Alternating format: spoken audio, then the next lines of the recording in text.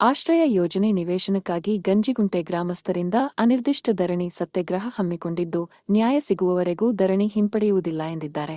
ಚಳ್ಳಕೆರೆ ಕರ್ನಾಟಕದಲ್ಲಿ ಬಹುತೇಕ ಗ್ರಾಮಗಳಲ್ಲಿ ಮಾದಿಗ ಸಮುದಾಯದ ನಾಗರಿಕನಿಗೆ ವಾಸದ ಮನೆ ಇಲ್ಲದವರಿಗೆ ನಮ್ಮನ್ನಾಳುವ ಸರ್ಕಾರ ಇನ್ನುವರೆಗೂ ನಿವೇಶನ ನಿಗದಿಪಡಿಸದೇ ಇರುವುದು ದುರಂತಕರ ವಿಷಯವಾಗಿದೆ ಎಂದು ತಾಲೂಕು ಅಧ್ಯಕ್ಷ ಯರ್ರಿಸ್ವಾಮಿ ಹೇಳಿದರು. ನಗರದ ತಾಲೂಕು ಕಚೇರಿಯ ಆವರಣದಲ್ಲಿ ಆಶ್ರಯ ಯೋಜನೆ ನಿವೇಶನಕ್ಕಾಗಿ ಅನಿರ್ದಿಷ್ಟ ಧರಣಿ ಕುಳಿತು ಈ ಸಮಯದಲ್ಲಿ ಮಾತನಾಡಿ, ಚಳ್ಳಕೆರೆಯ ತಾಲೂಕು ಕಸಬಾ ಹೋಬಳಿಯ ಗಂಜಿಗುಂಟೆ ಗ್ರಾಮದಲ್ಲಿ ವಾಸಿಸುತ್ತಿರುವ ಗ್ರಾಮಸ್ಥರು ಬಹುತೇಕ ಮಾದಿಗ ಬಂಧುಗಳಾಗಿದ್ದು, ಇವರ ಜೊತೆಗೆ ಅವಿಭಕ್ತ ಕುಟುಂಬಗಳು ಸೇರಿದಂತೆ 2016-17ರಲ್ಲಿ ಅಂದಿನ ಸರ್ಕಾರ ಆಶ್ರಯ ಯೋಜನೆ ವಸತಿಗಾಗಿ ಸರ್ಕಾರಿ ಗೋಮಾಳ ಸರ್ವೆ ನಂಬರ್ 15ರಲ್ಲಿ ಸುಮಾರು 5 ಎಕರೆ ಜಾಗವನ್ನು ಮೀಸಲಾಗಿರಿಸಿತ್ತು.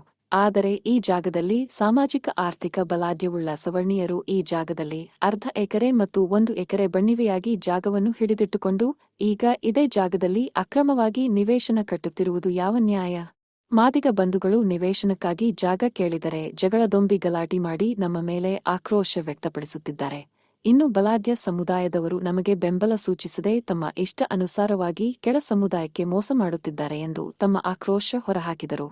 ಈ ಸಂದರ್ಭದಲ್ಲಿ ರಂಗಸ್ವಾಮಿ, ತಿಪ್ಪೇಸ್ವಾಮಿ, ಶ್ರೀನಿವಾಸ್, ಪ್ರಹ್ಲಾದ್, ಮಂಜುನಾಥ್, ಮಹಿಳೆಯರಾದ ದೇವಿರಮ್ಮ, ನೀಲಮ್ಮ, ಕರಿಯಮ್ಮ, ಮಂಜಕ್ಕ ಸೇರಿದಂತೆ ಗ್ರಾಮದ ಮುಖಂಡರು, ಮಹಿಳೆಯರು ಈ ಧರಣಿ ಸತ್ಯಾಗ್ರಹದಲ್ಲಿ ಭಾಗಿಯಾದರು. ಮಾಡ್ಕೊಡ್ತೀವಿ ಅಂತ ಹೇಳ್ತಾರೆ, ಆದರೆ ಯಾವುದೇ ರೀತಿಯಿಂದ ಕೆಲಸ ಆಗಿಲ್ಲ.